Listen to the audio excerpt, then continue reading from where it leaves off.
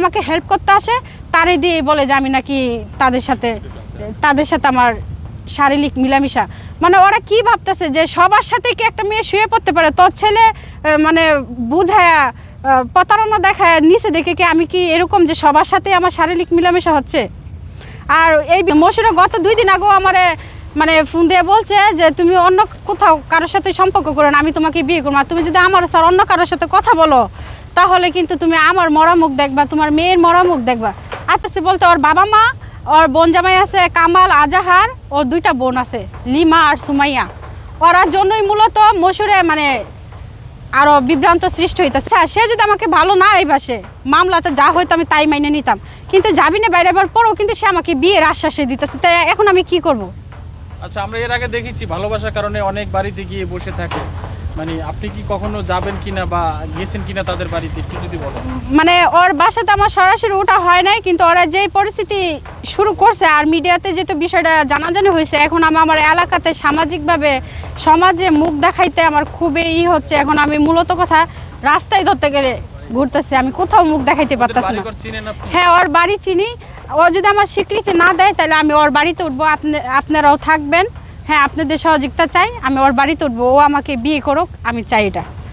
ও তো এইভাবেই বলতেছে যে বিয়ে করবো। আর ওর মাই, ওর বাবা, ওর বোনেরা বলে আমি নাকি দেহ ব্যবসায়ী। আমি যে দেহ ব্যবসায়ী আপনারা কিভাবে জানেন? আপনারা কি আমার নেত্রকোনা মোহনগঞ্জে গেছিলেন? আমি যে দেহ ব্যবসায়ী করি আপনারা কিভাবে জানেন? আপনারা কি আমার সাথে দেহ ব্যবসাতে গেছিলেন? হয়তো আপনারা এগুলা কাজ করেন, এর জন্য আমারও এরকম মনে করছেন। কারণ একটা খারাপ কিন্তু খারাপের খবর জানে না। তো ওনার মা একটা মায়ের জায়গা থেকে তাকে আমি সম্মান করতাম, কিন্তু উনি তো আমাকে, ওনারও তো 2টা মেয়ে আছে, উনি তো আমার ওরকম সম্মান দিয়ে রেসপন্স করে কোনো কথা বলে না। উনি ডাইরেক্টলি বলে আমি খারাপ চরিত্র। মানে যেসব ঘটনা সত্য আমি মিডিয়াতে আসি আর ওরা তো মিডিয়াতে দেখছে, তাহলে ওরা মুখ খুলে না কেন? আমি যদি ওদের নামে মিথ্যা বলে থাকি তাহলে ওরা মুখ খুলুক, মিডিয়াতে এসে বলুক যে এই মেয়েটা মিথ্যা কথা বলতেছে। তারা তো মুখ খুলতেছে না।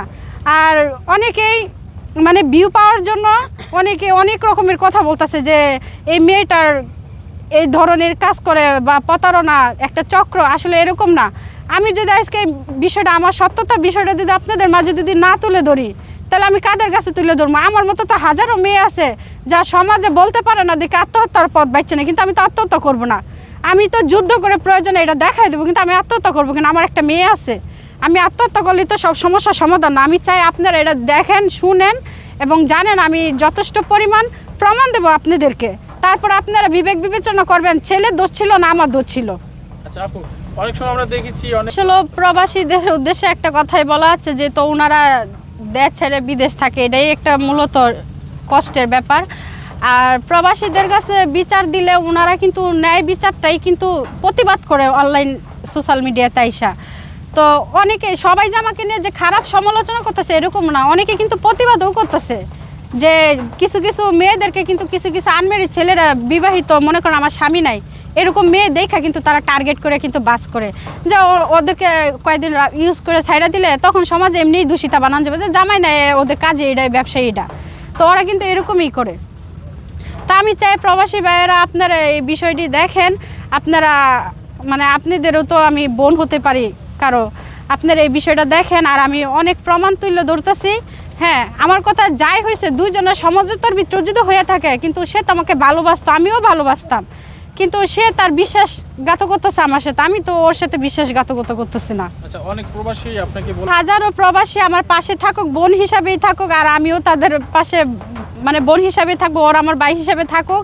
আর আমার জীবনে মানে যা করছে আমি মশুরকে চাই শেষ, মানে আমার শেষ নিঃশ্বাসটুকের মধ্যে মশুরের নামেই থাকবে। আমি মশুরকে ছাড়া দ্বিতীয় কোনো চিন্তা ভাবনা করতেছি না।